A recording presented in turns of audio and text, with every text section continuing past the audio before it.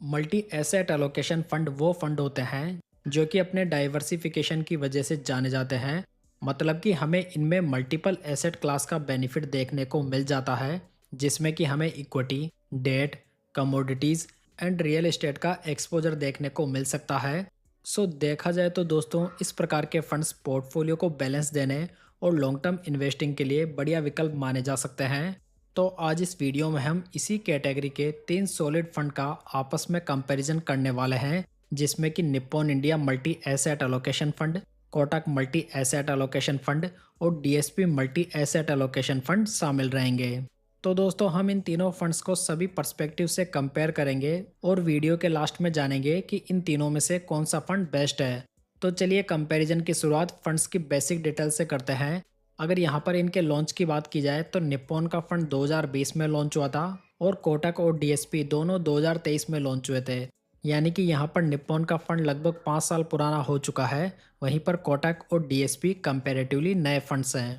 अगर इनका latest AUM देखें तो ये निप्पॉन का 10,661 करोड़ रुपीज़ है, कोटक का ये 10,836 करोड़ रुपीज़ है और डीएसपी का ये 6,440 करोड़ रुपीज़ का एयूएम हो चुका है। तो यहाँ पर दोस्तों, इन तीनों फंड्स का एयूएम बहुत ही बढ़िया है, जहाँ पर हमें कोई भी लिक्विडिटी का इशू नहीं होगा। वहीं पर यदि इनके डाइट प्लान का एक्सपेंस रेशो देखें तो ये निप्पॉन का 0.26% है, कोटक का ये 0.50% है और डीएसपी का ये 0.27% है। तो यहाँ पर हमें निप्पॉन मल्टी एसेट फंड सबसे सस्ता पड़ने वाला है और कोटक का सबसे महंगा। साथ ही यदि आप इन फंड से इन्वेस्टमेंट के 1 साल के अंदर पैसा विड्रॉ करते हैं तो यहाँ पर आपको 1% का एग्जिट लोड देना पड़ेगा। चलिए आगे बढ़ते हैं और इन तीनों फंड्स के फंड मैनेजर्स को देखते हैं, जहाँ पर निप्पॉन को 2020 से मिस्टर आशुतोष भार्गवा और मिस्टर विक्रम धवन मैनेज कर रहे हैं। साथ ही इसे 2021 से मिस्टर सुशील बुधिया और 2026 से मिस्टर विनय शर्मा भी मैनेज कर रहे हैं। अगर कोटक की बात करें तो इसे 2023 से मिस्टर देवेंद्र सिंघल, मिस्टर अभिषेक बिसेन, मिस्टर हितेन शाह और मिस्टर जीतू सोनार मैनेज कर रहे हैं। बात करें डीएसपी की तो इसे 2023 से मिस अपर्णा कार्निक, मिस्टर रवि गहानी और 2024 से मिस्टर शांतनु गोदाम्बे मैनेज कर रहे हैं। तो दोस्तों, इन तीनों स्कीम्स के फंड मैनेजर इन स्कीम के साथ में स्टार्टिंग से बने हुए हैं और यहाँ पर ये सभी फंड मैनेजर्स मल्टीपल स्कीम्स को भी रन कर रहे हैं और एक्सपीरियंस्ड फंड मैनेजर्स भी हैं। साथ ही मल्टी एसेट एलोकेशन फंड्स होने की वजह से इन तीनों स्कीम्स में अच्छे नंबर ऑफ फंड मैनेजर भी अपॉइंट किए हुए हैं। चलिए दोस्तों, आगे बढ़ते हैं और इन तीनों फंड्स के रिटर्न्स को आपस में कंपेयर करते हैं। यहाँ पर कोटक और डीएसपी के 5 और 3 साल के रिटर्न्स अवेलेबल नहीं हैं, लेकिन निप्पॉन ने लास्ट 5 ईयर्स में 18.17% के रिटर्न्स बनाए हैं और लास्ट 3 ईयर्स में ये 22.48% है, जो कि बेंचमार्क और कैटेगरी एवरेज दोनों से बढ़िया है। लास्ट 1 ईयर में निप्पॉन के रिटर्न्स 23.81% है, कोटक के देखें तो ये 28.91% है और डीएसपी के ये 28.30% है। लास्ट 6 मंथ्स के रिटर्न्स को देखें तो ये निप्पॉन के 11.77% है, कोटक के ये 20.31% है और डीएसपी के ये 16.41% है। तो देखा जाए तो दोस्तों, तीनों फंड्स के रिटर्न्स बहुत ही बढ़िया है, लेकिन जब से कोटक मल्टी एसेट फंड और DSP multi asset fund launch हुए हैं, इन्होंने निप्पॉन के फंड को ओवरटेक कर लिया है, जहां पर लास्ट 1 ईयर में कोटक की रैंक फर्स्ट रही है और डीएसपी की यहाँ पर सेकंड रैंक रही है। चलिए दोस्तों, आगे बढ़ते हैं और इन तीनों फंड्स के पोर्टफोलियो पे नज़र डालते हैं, जहाँ पर यदि नंबर ऑफ स्टॉक्स की बात करें तो ये निप्पॉन में 96 है, कोटक में ये 61 है और डीएसपी में ये 48 है। टॉप 10 स्टॉक्स का वेटेज देखें तो निप्पॉन में ये 35.53% है, कोटक में ये 45.17% है और डीएसपी में ये 38.09% है।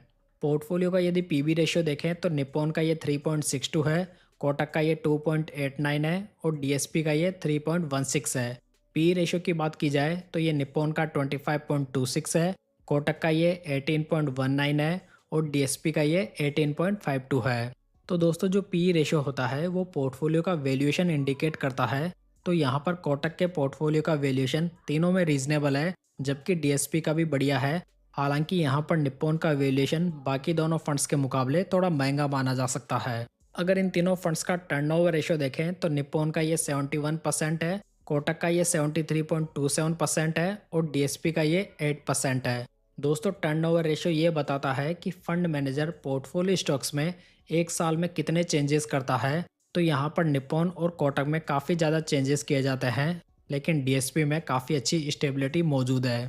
हालांकि टर्नओवर रेशो इनकी स्ट्रेटजी को भी इंडिकेट करता है, जिसका मतलब यहाँ पर ये निकल कर आता है कि निप्पॉन और कोटक पोर्टफोलियो में ज़्यादा चेंजेस करके रिटर्न्स बनाते हैं, वहीं पर डीएसपी बाई एंड होल्ड की स्ट्रेटजी को फॉलो करता है।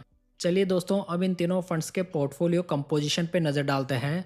अगर निप्पॉन में इक्विटी का एक्सपोजर देखें तो ये 59.56% है, कोटक में ये 68.07% है और डीएसपी में ये 58.84% है। डेट का एक्सपोजर देखें तो निप्पॉन में ये 17.96% है, कोटक में ये 7.95% है और डीएसपी में ये 14.46% है। कमोडिटीज़ का एक्सपोजर देखें तो निप्पॉन में ये 17.24% है, कोटक में ये 19.06% है और डीएसपी में ये 14.73% है। रियल इस्टेट का एक्सपोजर देखें तो ये निप्पॉन में 0 है, कोटक में ये 0.04% है और डीएसपी में ये 5.94% है। कैश होल्डिंग की बात की जाए तो निप्पॉन में ये 5.25% है, कोटक में 4.88% है और डीएसपी में ये 6.03% है। तो दोस्तों, यहाँ पर देखने से हमें पता लग रहा है कि कोटक ने इक्विटी एंड कमोडिटीज़ में ज़्यादा एक्सपोजर लिया हुआ है, जहाँ पर कमोडिटीज़ में हमें गोल्ड एंड सिल्वर का एक्सपोजर देखने को मिलता है। यही वो वजह बन जाती है जिसकी वजह से ये फंड लास्ट 1 ईयर में निप्पॉन के मुकाबले बेटर भी कर रहा है।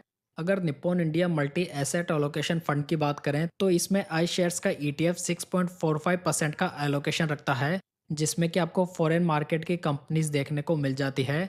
यहाँ पर निप्पॉन के गोल्ड बीज ईटीएफ में 10.05% का एक्सपोजर है और निप्पॉन के सिल्वर बीज ईटीएफ में 4.22% का एक्सपोजर लिया हुआ है।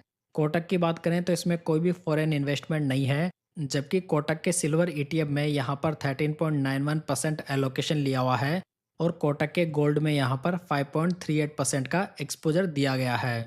अगर DSP multi asset allocation fund को देखें तो इसमें आई शेयर्स इंडस्ट्रियल ईटीएफ का 1.25% का एलोकेशन है। साथ ही इस फंड में हमें कई डायरेक्ट फॉरेन मार्केट की कंपनीज का एक्सपोजर भी देखने को मिल जाता है, जिनकी लिस्ट को आप यहाँ पर देख सकते हैं। इनके अलावा यहाँ पर डीएसपी गोल्ड ईटीएफ में 10.38% का एक्सपोजर है और डीएसपी सिल्वर ईटीएफ का एक्सपोजर 4.59% है। दोस्तों, मैंने म्यूचुअल फंड्स के ऊपर एक बहुत ही बढ़िया ई बुक तैयार की है, जिसमें कि मैंने म्यूचुअल फंड के सभी कॉन्सेप्ट के साथ में ये बताया है कि कैसे आपको म्यूचुअल फंड का सिलेक्शन करना है और कैसे म्यूचुअल फंड पोर्टफोलियो को रिव्यू करना है। तो यदि आप इस ई बुक को डाउनलोड करना चाहते हैं तो लिंक आपको डिस्क्रिप्शन बॉक्स और पिन कमेंट में देखने को मिल जाएगा। तो दोस्तों, किए गए एनालिसिस के बेसिस पर देखा जाए तो तीनों मल्टी एसेट एलोकेशन फंड्स ही यहाँ पर बहुत ही बढ़िया हैं, लेकिन हमें दूसरी ओर निप्पॉन और डीएसपी में फॉरेन मार्केट की कंपनीज का एक्सपोजर भी देखने को मिल जाता है, जिसकी वजह से हमें यहाँ पर थोड़ा बेटर डाइवर्सिफिकेशन देखने को मिल जाता है। वहीं पर यदि बात करें Kotak multi asset allocation fund की, जो कि प्रेजेंट टाइम में बेस्ट रिटर्न्स भी बनाकर दे रहा है, उसका मेन रीज़न यह है दोस्तों कि इसका सिल्वर में 13.91% का बहुत ही बड़ा एलोकेशन है और हम सब जानते हैं कि प्रेजेंट में सिल्वर कैसा परफॉर्म कर रहा है। ओवरऑल देखा जाए तो तीनों मल्टी एसेट एलोकेशन ही बढ़िया है, लेकिन ये आपके ऊपर डिपेंड करता है कि आपको कौन सा फंड पसंद आता है। यदि आपको सिल्वर में अच्छा एक्सपोजर चाहिए और फॉरेन मार्केट की कंपनी से आपको फ़र्क नहीं पड़ता, तो आप Kotak multi asset allocation fund को देख सकते हैं। बाकी यदि आप किसी लॉन्ग ट्रैक रिकॉर्ड वाले फ़ंड के साथ में जाना चाहते हैं तो आप Nippon India multi asset allocation fund को देख सकते हैं।